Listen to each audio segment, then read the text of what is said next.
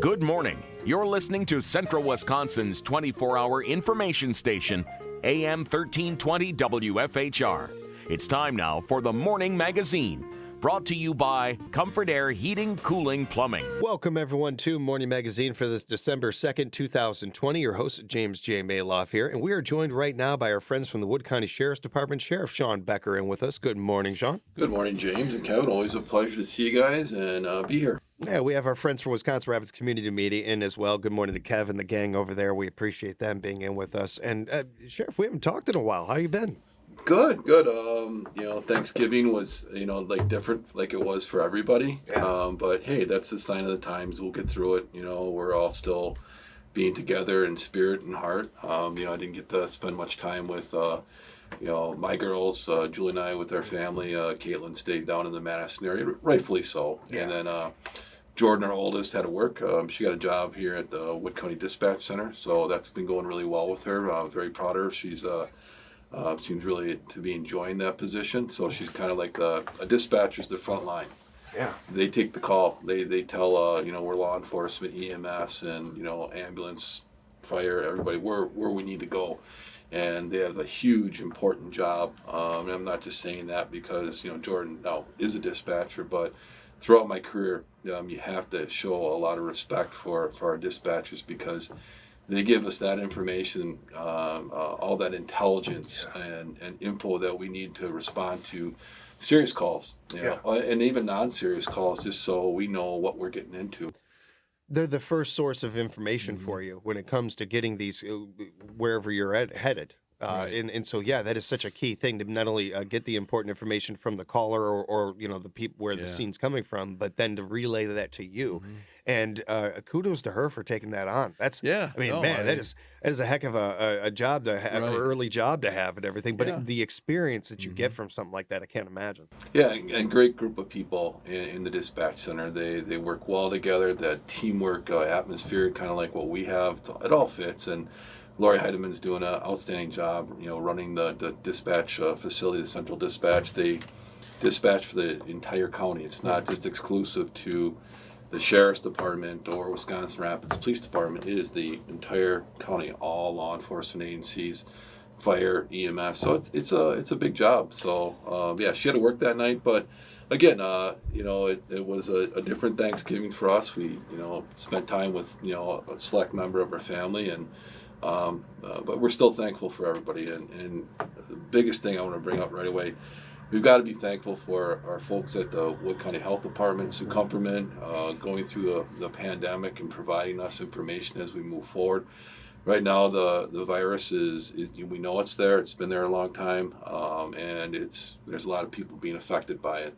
And especially, we have to be thankful for our local, medical professionals. Yeah. They are being tested more than they probably ever have been in their, professional careers right now.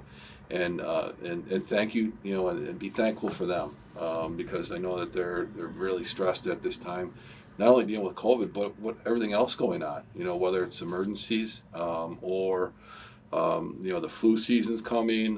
There's a lot going on out there, and just, from the bottom of my heart, thank you for everything they do. And I'll kind of segue into, we had a tough weekend here at the Sheriff's Department. A few of our members, lost loved ones. Starting with Bill Winch. Bill Winch has been on the county board for a long time. He's been part of our public safety committee. He's chaired it in the past, and he lost his daughter to a UTV accident over the weekend. So that was something that we've been working with his family and that investigation with the State Patrol assisting us doing the reconstruction. So our hearts are out with Bill and his family. Lieutenant Charles Hugestar lost his Uncle James due to natural causes over the weekend. So again, our thoughts and prayers with him. And then Kelly Trzynski, who's been on the show before, she's our office manager, lost her dad to COVID. Who a week ago was healthy.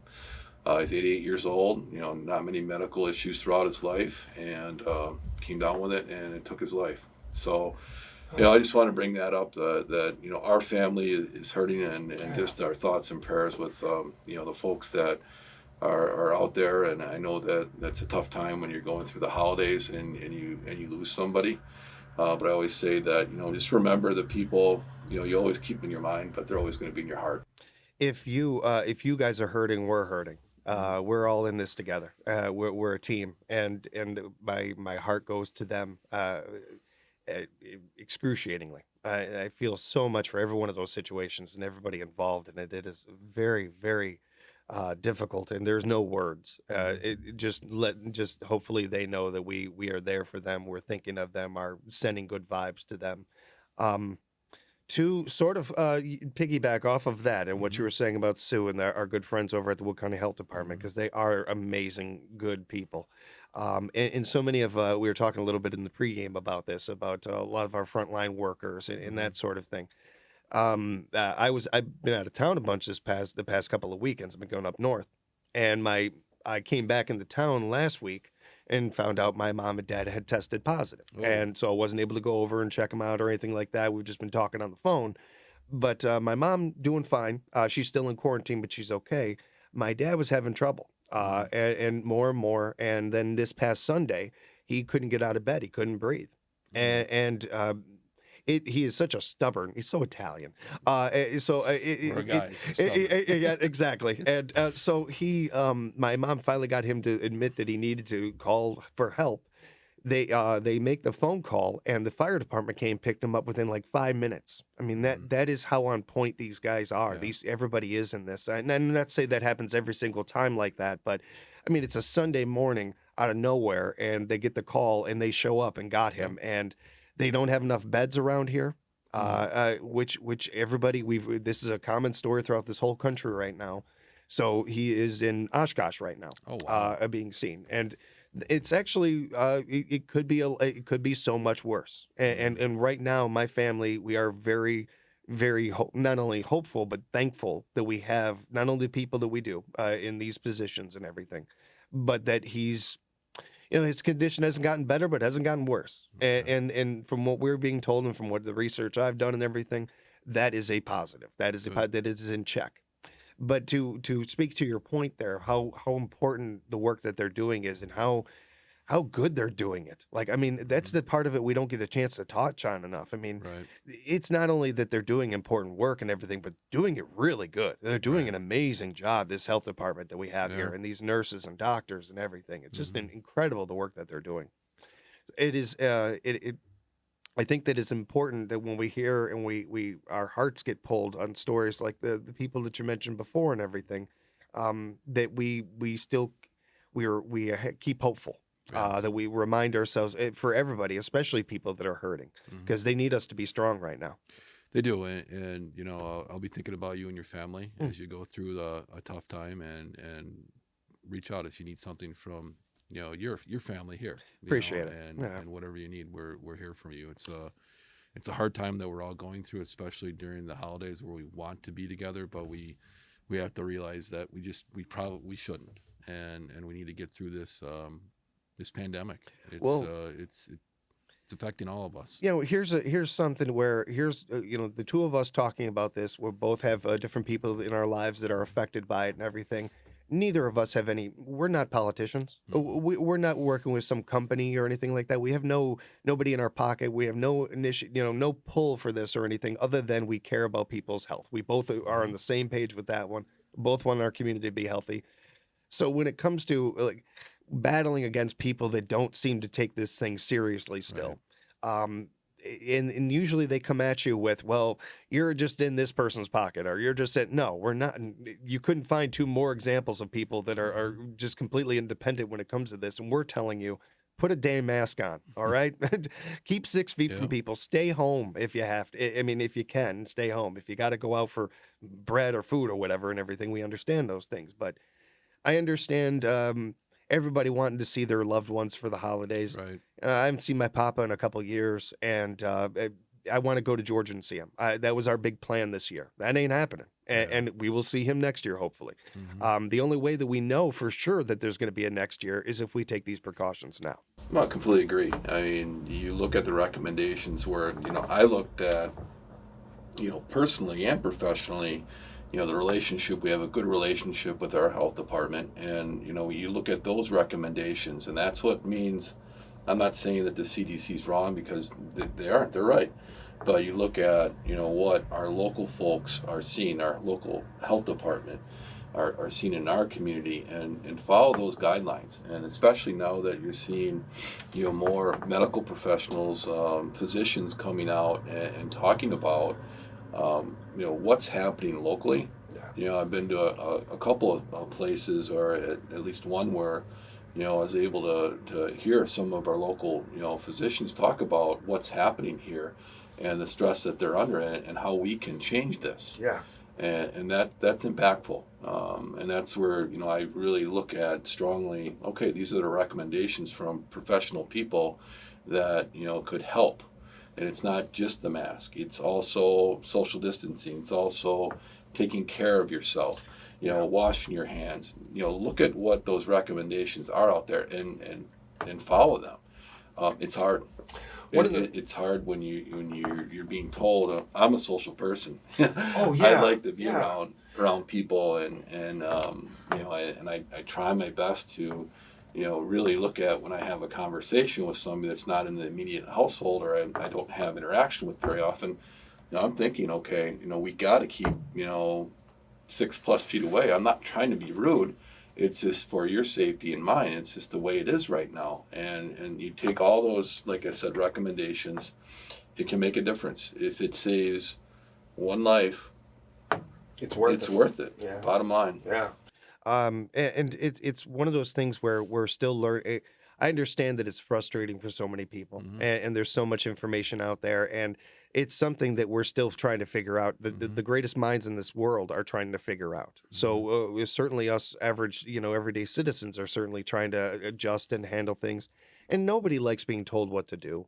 I mean, we all get that, especially Americans. Yeah. We really don't like being told what to do. But we're all on the same. We're all on the same team here. We're all on the same.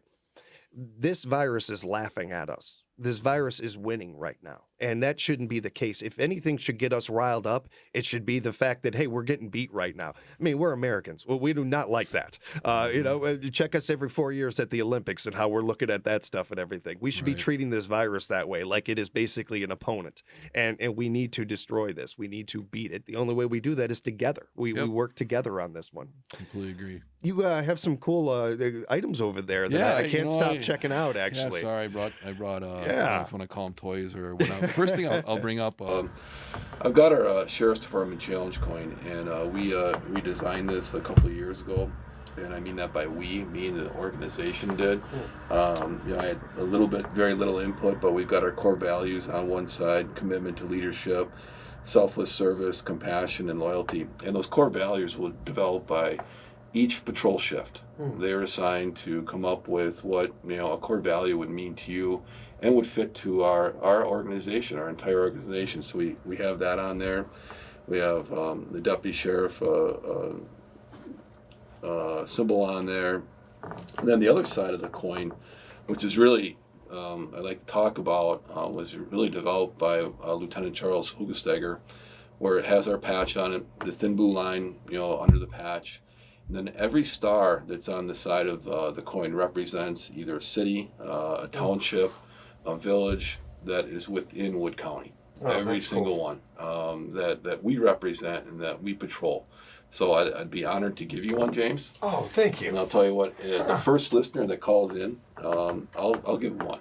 Nice. If they want to call in, they don't even have to ask me a question. They'd say, hey, I'd love to have this coin.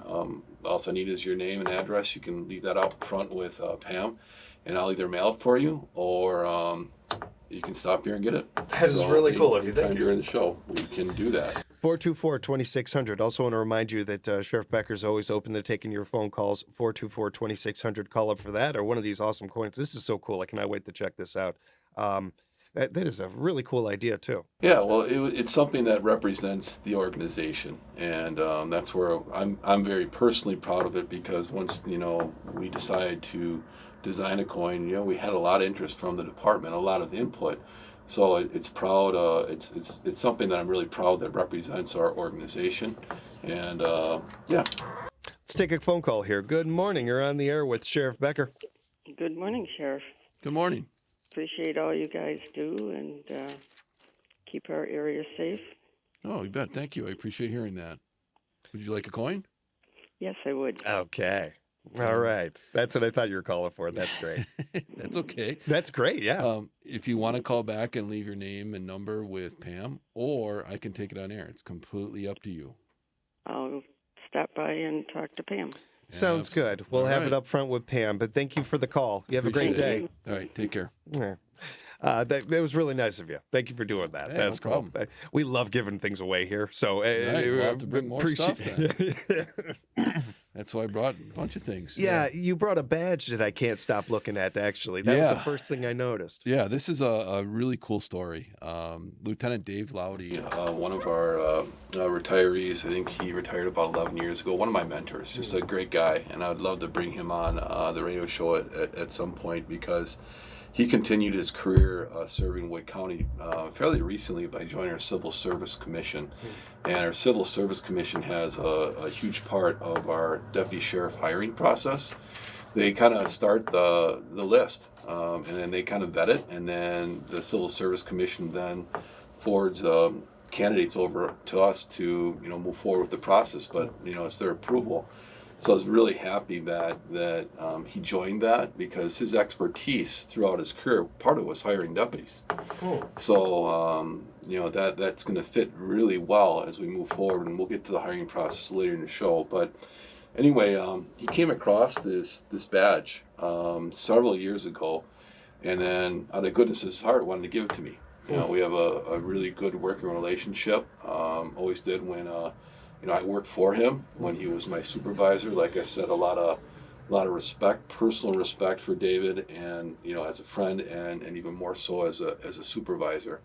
So he came across this badge and wanted to give it to me, and he turned it over to me, and then I got looking at it. It's a Wood County Deputy Sheriff badge. It's got a date on it from 1930. And it's badge number 1. Whoa. So I just assumed and so did David, that it was probably the sheriff at the time that it was his badge. So I did a little bit of research and found out, okay, I wonder whose badge this is. And from 1930, the sheriff at that time was William Berg. And the interesting fact with William Berg, that sheriff, that is the great-great-grandfather of Lieutenant Charles Hugesteiger that works for us right now. Ha! Wow. So one of the first things I did is after I figured that out, we believe it's his badge. Looking at older photographs from that time frame, it really seems to fit.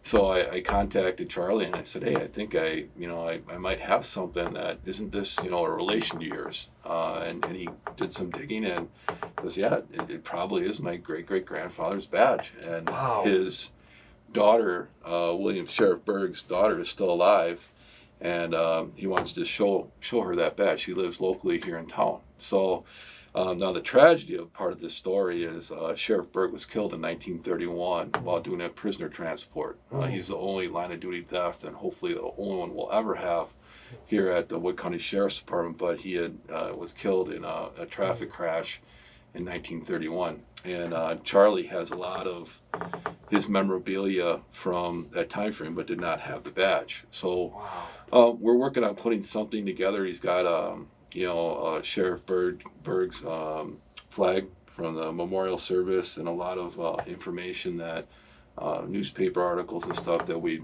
just want to proudly display at the Sheriff's Department. And it's just ironic that David comes across this, holds it for 10 plus years, and then out of the goodness of his heart decides to give it to me. And I just did a little research and found out it's most likely Sheriff Berg's badge, and then making those connections with Charlie, and he's related to 2 different sheriffs here at Wood County. It's just a feel good story that that I'm proud to have. I'm proud that David gave it to me, but that's something that will definitely I'll cherish for the rest of my career in life. What a unique and cool story behind it too. And you guys are used to doing this kind of detective work, but usually it's a much more tense situation. It had to have been a little bit of fun to be able to work on something and have some fun with it for once. Yeah, and like I said, once I looked at the name and I'm like, oh, I believe that's related to Charlie, and then confirming that, and then around the holiday season, and he hasn't had the opportunity to to talk to his great aunt about it and at least show her the badge, but he will,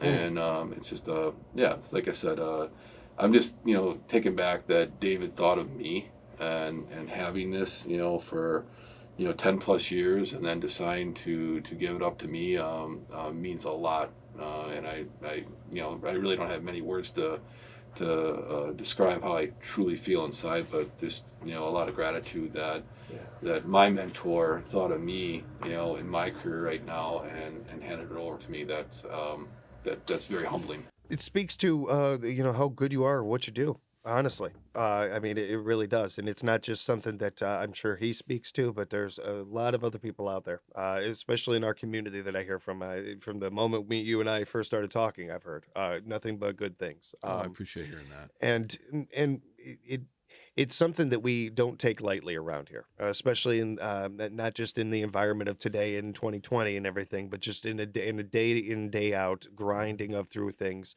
I can't tell you how many times I will be driving around and I have a sheriff's vehicle past me or something like that, and I'm thankful. And just a thankful thought goes through my head or something like that. Like, oh, I know we got that covered. I know we're good there. In this day and age and stuff where you're just unsure about certain things and everything. There are certain. We're very, very lucky in this area that there's really no department, whether we're talking about the health department, we're talking about our police department, our sheriff's department, any of these kind of things, our fire departments, all in good positions, good people in these positions and everything. We're very fortunate for that. And you are one of those people. We appreciate it. And we never, none of us ever, whether you're in the law enforcement, EMS, fire, to hear that, we're never sick of hearing that, especially under the circumstances now, the way things are, countless times, people have come up to our deputies and just said, "Hey, thank you for your service," and that makes us all feel good, because unfortunately, in certain areas of our country, we're not as appreciated as we should be, but we're working through that, and it's thank you, James. I appreciate hearing it. Well, it's something that I think. For every kind of person out there that might just be handing that stuff out, there's plenty of people who only can say that kind of thing when they really believe it, when they really mean it. We're very lucky in this area to be able to feel that way and say that kind of thing because it's a mutual relationship. Yep. We have respect from our departments too. Our departments respect us as citizens, treat us right, and it goes both ways. You can't you can't have one without the other really nowadays. It's really got to be a mutual partnership, and communities are stronger when they have that. We're again, for everything that could be said nowadays going on, I think it's that much more important, no matter how, especially the really hard days, it's that much more important to find those silver linings, find things. Okay, yes, this is bad, but we've got this going for us. And that's something that we can take forward going ahead, not just this year, but going in the next year and that going forward. Only can be a better year next year, right? Yeah, here's hoping. Here's hoping. Right? I mean, how much worse could it get? And then flash forward to, yes, exactly. Flash forward to, and we cut. If this was a TV show, we would cut to that scene where. Please do. We're going to take a quick break. When we come back, we'll have more with Sheriff Becker. We are again open to your phone calls, 715-424-2600. We'll be back with more Morning Magazine right here on AM 1320 WFHR. 23 here in Wisconsin Rapids, where you have Morning Magazine. We are joined by the Wood County Sheriff's Department and Sheriff Shawn Becker in with us, along with Kevin, our friends of Wisconsin Rapids Community and Media. Hello to all of them, and good morning to you again, Sheriff Becker, for joining us. Thank you. Want to remind you that the phone lines are open for you, 424-2600. If you have any questions for the Sheriff's Department, please feel free to call up. Before we get going too far, I did want to ask you about some of the badges that you have there. Yeah, I got a couple other patches here that I wanted to at least show you and talk about. One in this green one. We developed this green patch. It's symbolizing or representing mental health. And you know that our department is a very, very huge proponent of mental health. We do ongoing training with our Wood County Crisis Unit. I know Katie Sis has been out here before talking. And we've been training our deputies and correction staff and in CIT training. So we put together this patch that is in green. It's very similar to our patches now, but it's got a green background, and it's just it says mental health awareness. And what we're going to be doing is, we're going to be selling these for $10 a piece. And the proceeds are going to go to the ongoing training for our law enforcement officers, not exclusively to the Wood County Sheriff's Department, because the CIT training now is offered to any law enforcement officer in the state of Wisconsin. The last class that we put together, we had representatives from Door County coming, all over. But it started, as I mentioned before, here locally. And I look at this and like, why don't we do something that can help sustain that training, because it's so important. And the deputies and corrections officers can wear these patches, like the pink ones that we talked about that we sold for, cancer awareness. So, we're selling these. If somebody would like to buy one, they're $10 a piece. Come on down to the Sheriff's Department and you can get one. We'll also do some, social media stuff on that, explain a little bit more. I know there's a mental health awareness month. We're kind of targeting that month, but we'll still sell these throughout the year. The other one, a good friend of ours from the Sheriff's Department helped design a canine patch that's exclusive for our canine officers. Now we have 4 of them. We have 1 per shift, and we decided to put something together for each one of the deputies that are in our canine unit.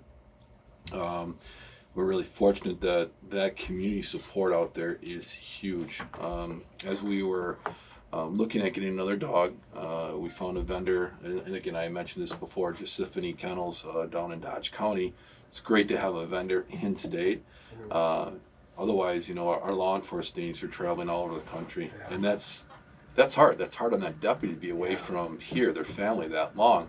So we're so fortunate to have a vendor within the state a couple hours away. Yeah. So the recertifications and when you need a dog, hey, what do you have? We can send people down. It's just a great working relationship with the folks at Giuseppe Kennels. And so we decided to put together another patch. Right. And again, we're selling these at the Sheriff's Department. Our canine unit will be wearing these, but they're also $10 a piece. And the proceeds go to our canine unit.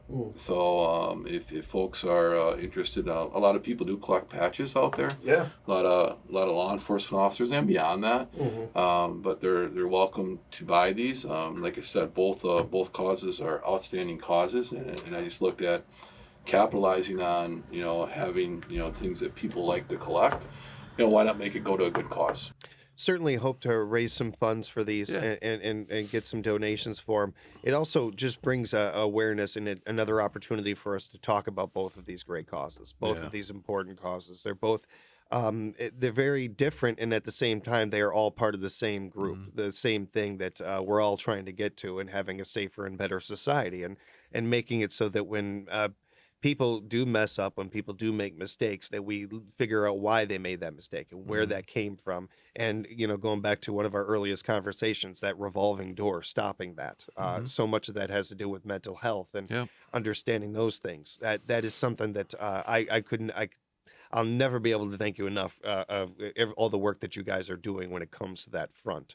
Not only certainly the work that you're doing patrolling and on the job, but just even talking about it. Just, especially when it comes to men, that we just don't talk about this stuff. It's one of those things. Nope, we got to be Gary Cooper. We got to be the strong, silent type and all this. And then those days are over. You can't be that anymore. We have to be upfront about this stuff because, honestly, it's the only way we're going to get through it and make things better is by talking about this stuff. Yep. I completely 100% agree.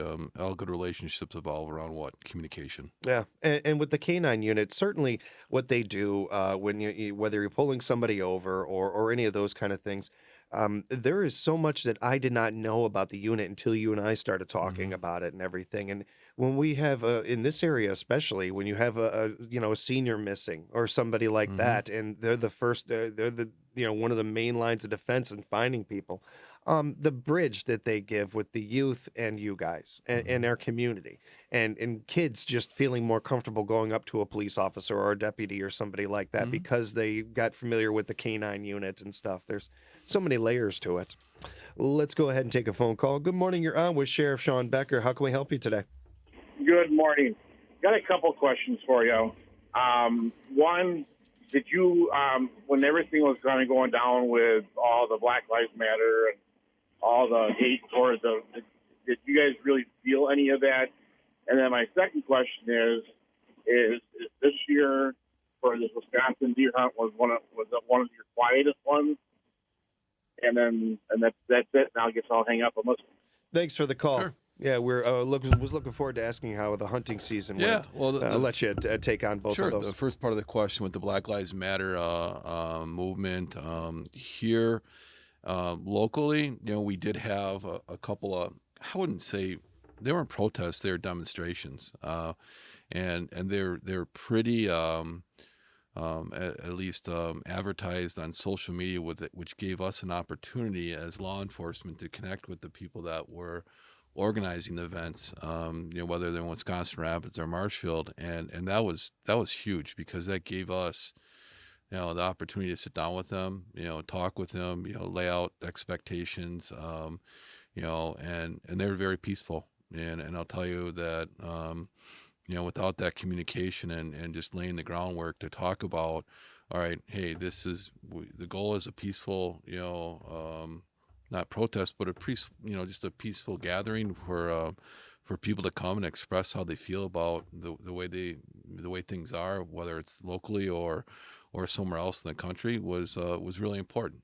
Here in Wisconsin Rapids, we walked with the group. Mayor Blazer and myself walked with the group that walked around the courthouse, and it was a very, very peaceful event. Same with up in Marshfield. The police department up there in Marshfield did the same thing. We just assisted them with the event if there were any issues, and there weren't. Yeah. So that really goes down to that communication, what we were just talking about. And we're very thankful that the people that put together the gatherings had their information out there where we could reach out to them and talk to them, and we're on the same page. The goal is to be peaceful and express your feelings. So we didn't have those kind of issues here. I don't think really even in central Wisconsin. Yeah, we did send people down to Kenosha because it was the right thing to do. When that city was hurting, they're looking for help, they needed help.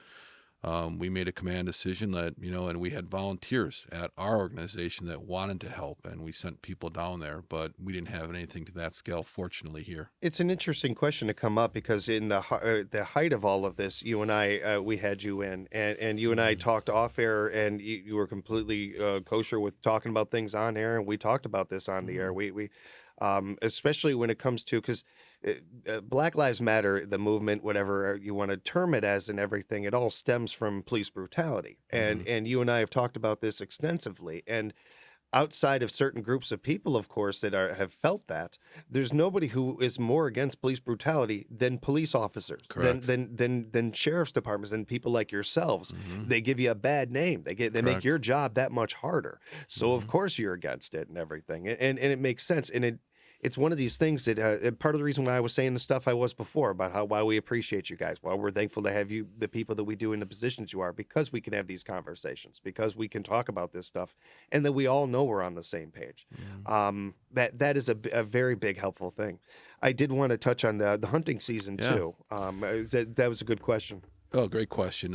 Here in Wood County, no accidents. Thank God. So we had a safe hunt throughout the weekend. When I hunted in Wood County, I didn't see much, so it wasn't very successful for me. It was one of those years. Yeah, depends who you are. A lot of coworkers did well, but overall, law enforcement wise, probably the most popular complaint that we have is trespassing. And we always tell people that know where you're hunting. And if it's your land, develop those good relationships with your neighbors, because you might shoot that trophy deer and it runs onto another property. That doesn't mean you do not have the right to go over there. So establish a good relationship with your neighbors, so you have that common ground to say, okay, yeah, if I do shoot, whether it's a trophy or not, I can come on your property and retrieve that animal. But we seem to have those issues every year. Over last weekend, kudos to the Department of Natural Resources, and our deputies worked together on a poaching complaint. And trespassing complaint, it's an ongoing investigation, so I can't really go into the details of it.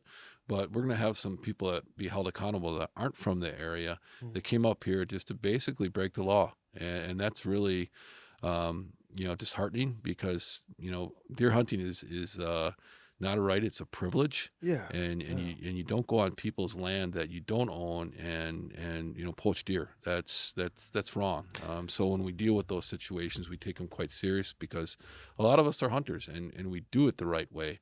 And when people just are coming up to, from out of the area just for one specific reason, then to me, not just to hunt deer, but to break the law because they know what they're doing. I haven't heard a lot about this. I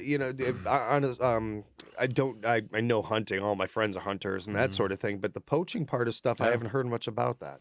Yeah, it does, and it's not exclusive to either the bow hunting or gun deer season.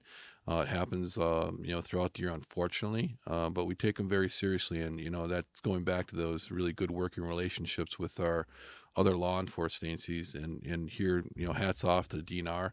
They took over the investigation, and I know they're continuing to work on it, so that's why I really can't give a lot of details, but I know that they're still working on it. I'm really happy with the direction that they're going with it.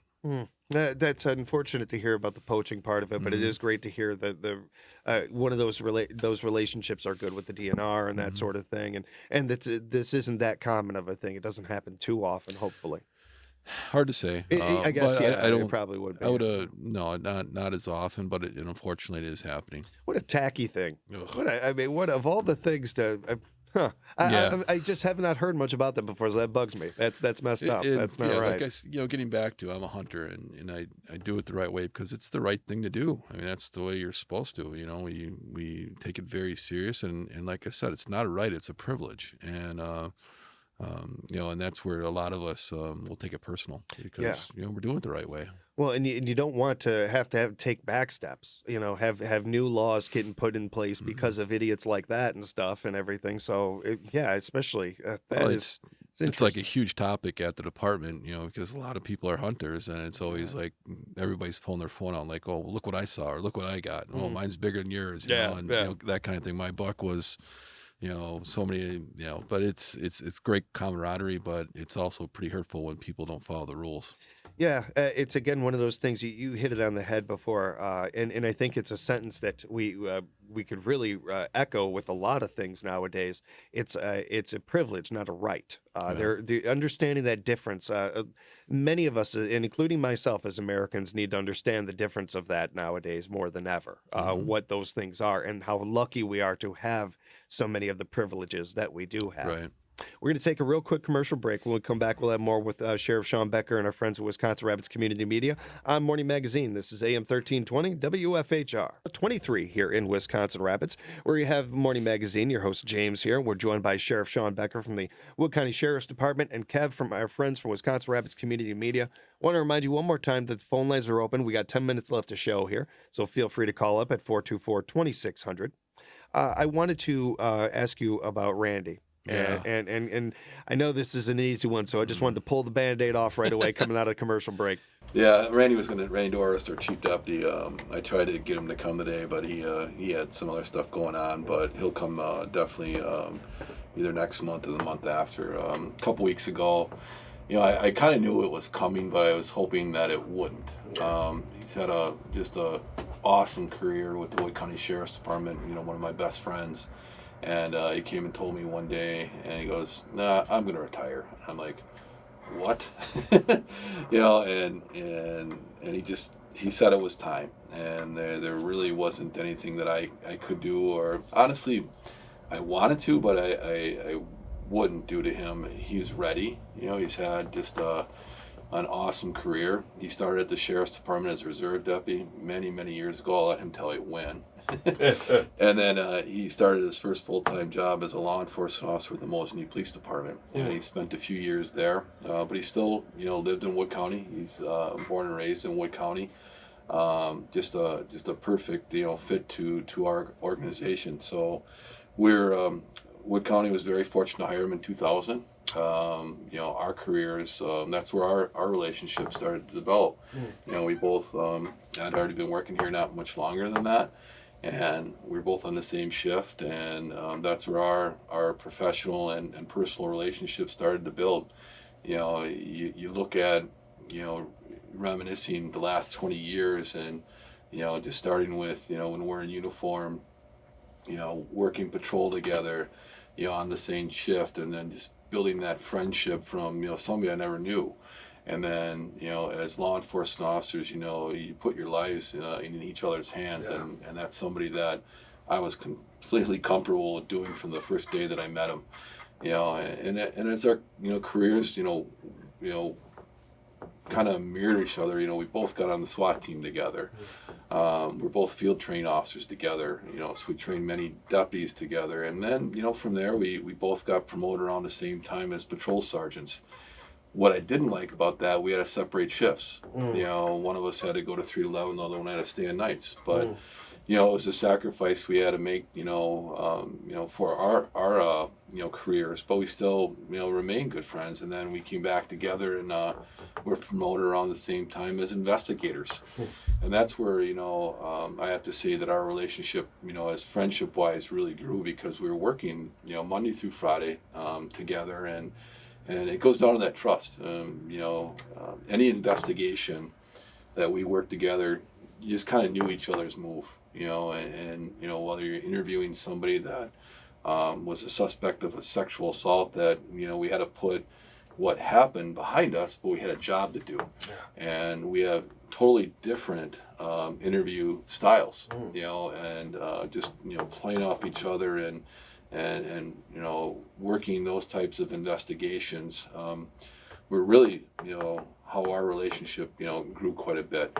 And, there are other people that were also investigators, and we had that teamwork approach, and that really started to build, quite a bit more, not just with our organization, but with the other organizations, not just in Wood County, but elsewhere. But that friendship was, continuing to build. And then we both got the opportunity to get into administrative positions. We both had, like I said, our careers, mirrored each other as far as leadership roles. And then, we took the next step to become leaders at the Sheriff's Department, and we did it together.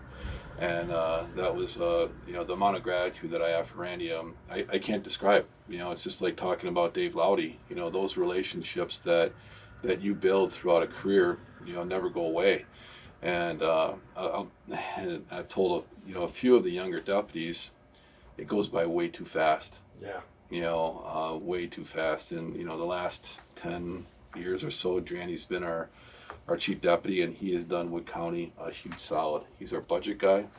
I like to tease him. I call him the cheap deputy, because he's a money guy. He knows our budget in and out. Our county board knows it, and they're going to miss him too, but not anywhere near as much as I will. He ends his career with the Sheriff's Department at the end of January. So, and that I owe him a ton of gratitude, because that gives us the opportunity. We'll never be able to replace him.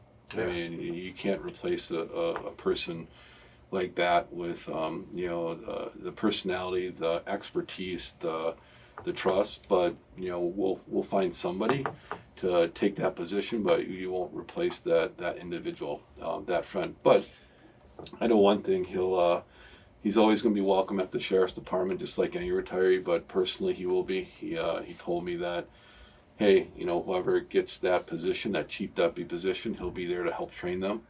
Even after he retires, he'll make himself available. I hope he maybe steps in the role of maybe the Civil Service Commission, if there's an opening or something, or I really think that he'll want to be connected. And he's given his life to Wood County and the Sheriff's Department, and I know he'll still be part of it. But I'm very happy for him, with the career that he's made. I'll tell you personally, I wouldn't be here right now if it wasn't for him. We went through some tough times at the department, and having somebody that was my supervisor that I could trust and go to and work for was extremely helpful, especially going through an election, having, that's a different animal in itself, but having, somebody there to support you, and I would still do my job and then have to do something else, but to have, that rock there was huge. And I really owe him a ton, just for my career and where I, wound up. So I'm going to I'm gonna deeply miss him, professionally. But one thing that I know I'll have is that friendship, that 20-year friendship that just doesn't happen overnight, and that's where all to all the younger law enforcement officers out there, those professional relationships that evolve into a friendship never go away, but it goes extremely fast. I mean, I can go to the back of the day that we met, and to be here right now, it's unreal. I know, but Randy deserves everything that he has moving forward. His wife Margie, she's a retired principal from Meade Elementary. They got great plans moving forward to spend with each other. They have 3 wonderful kids, very successful. So I mean, if you look at an individual, he's rich with accomplishments that not only personally, but they are personally. You take the professional side of it, but then you look at the personal side of it, and where you measure success is you look at your children, right, and close people around you and how they're doing, and he's rich with that. And so it's hard for me personally, but on the flip side, I'm so proud that I've had part of the majority of my career at the sheriff's department with him. So it's going to be tough, but I'm very proud of him. When I was and we want to thank Randy for everything he's done for our community and his service and everything, and I really appreciate it. And I wish him a great retirement. One of the first field trips I went on when I was a little kid, we went to the Chicago Fire Department, and legendary place. And there was a gentleman that was showing us around. It was his last day; he was retiring, and everybody was very emotional about it. And it was understandable because the guy's retiring. But part of why they were emotional about it is because he had at least 3 or 4 times on the job, basically could have died and didn't. And retirement's always a wonderful thing for people and everything. But in jobs like that, in jobs like you guys have, when a person makes it through a career and is able to retire, it has to have an extra added feel good to it. I understand the emotional part of it as a friend and that, and I feel for you with those things, losing a friend like that and stuff. You're not losing them, but you know what I mean. Yeah. But at the same time, there's got to be a part of you that has to probably feel pretty darn good too that he's able to retire. Yeah. I don't mean to be morbid or take I it to agree. it, but with what you guys do, we're really, anytime we can celebrate that's a great feeling. No, James, that's a great point, because if you look at the life expectancy after somebody retires from a profession like this, it's not very long. So I mean, he's getting out at a perfect time in his life. Like I said, a lot of things have fallen into place as far as not only just the professional success, but the personal success. I know that he's got a lot of plans moving forward with Margie. They've got a motorhome. They can do some traveling, and they have been. And the last couple of years with the position that I have, it's been awesome. I'm so lucky. It's not about me; it's about him. But I'm just so lucky that we had a couple of years in the positions that we have now, because I know having the sheriff position and having somebody take the friendship aside that has had the experience of being an administrator in the position he's had, made it very comfortable for a lot of our county board members coming in, because we really didn't make major changes with our budget. In fact, one thing I can celebrate with Randy, our budget went down by almost 3%. Coming into 2021. Wow. And that's to celebrate him, because that's his position. He knows the budget. He knew where, we weren't cutting services. We just, hey, we can make some cuts here and move forward. And that's on him, not me. And that's the job that he's done over many years. So it's going to be missed. Look forward to if he's able to come in with us next time or something like that. Looking forward to He it. still has to listen to me for 2 months.